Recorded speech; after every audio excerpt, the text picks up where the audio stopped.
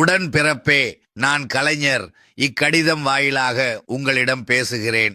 கடமை, கண்ணியம், கட்டுப்பாடு என்ற தாரக மந்திரத்தை நம் நினைவில் பதித்து நெஞ்சில் செதுக்கிய நிகரில்லா தமிழர் கோமான் யார் என்ற கேள்விக்கு ஒரே விடையாக விளங்குகின்ற வித்தகர், தன்மான குன்றம், தரணி வாழ் தமிழர்க்கெல்லாம் பெருமன்றம், தகைமைக்கு இலக்கணமாய் பகைமைக்கும் பரிவு காட்டும் நற்குணச் செல்வமாய் திகழும் அறிஞர் அண்ணா அவர்களுக்கு பின் இப்பேரியக்கமான திராவிட முன்னேற்ற கழகத்திற்கு நான் தலைவனானேன்.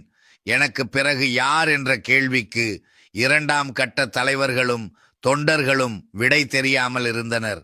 எனக்கு அப்போதே என் மகன் ஸ்டாலின் மீது நல்ல அபிப்பிராயம் கிடையாது.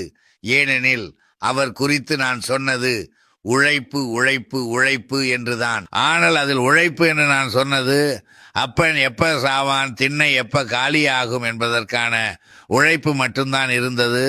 அதற்கான திட்டங்களை மட்டும்தான் தீட்டினான். என் மகன் ஸ்டாலின் என் உயிர் போவதற்குள்ளேதான் முதல்வர் ஆகிவிட வேண்டும் என்கிற பேராசையில் உழன்று அதற்கான உழைப்பு உழைப்பு உழைப்பு என்றிருந்தான். அதனால்தான் நான் அப்படி சொன்னேன். உடன் பிறப்பே, நீ இது புரியாத முட்டாளாக இருந்து விட்டாய். எனக்கு பேனா சிலை வைக்க முயற்சி செய்கின்றாரே, அது ஏன் தெரியுமா? அந்த ரகசியம் உனக்கு புரியுமா?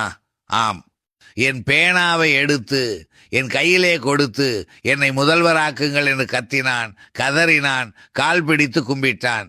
ஆனாலும் நான் தரவில்லை. ஏன் தெரியுமா? ஸ்டாலினை பற்றி நான் அறிவேன். அவர் பேராசைக்காரர். அவருக்கு பின் அவர் மகன் உதயநிதி பின் அவர் மகன் என்று முடிசூட்டிக் கொள்ள ஆசைப்படுகிறார். நடப்பது மக்களாட்சி தானே. எனக்கு பிறகு கட்சி முடிவெடுக்கும் என்று சொன்னதற்கு ஸ்டாலின் செய்ததை சொல்ல முடியாது. அவ்வளவு அசிங்கமாக என்னை செய்தான்.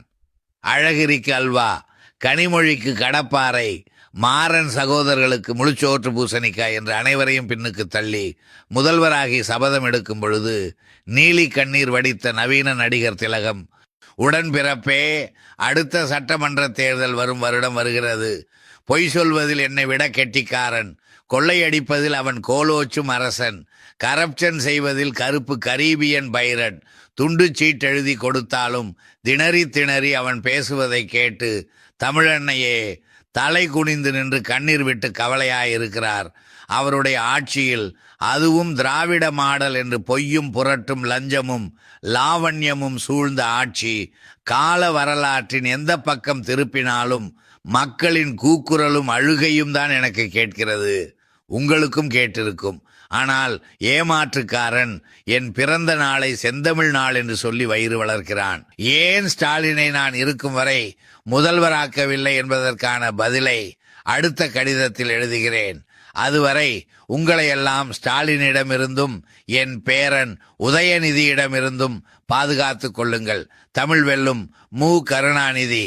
ஆனால் ஸ்டாலினிடமிருந்து அதை காப்பாற்றினால் மட்டும்தான் என்று புரிந்து கொள் உடன்பிறப்பே. நன்றி, வணக்கம்.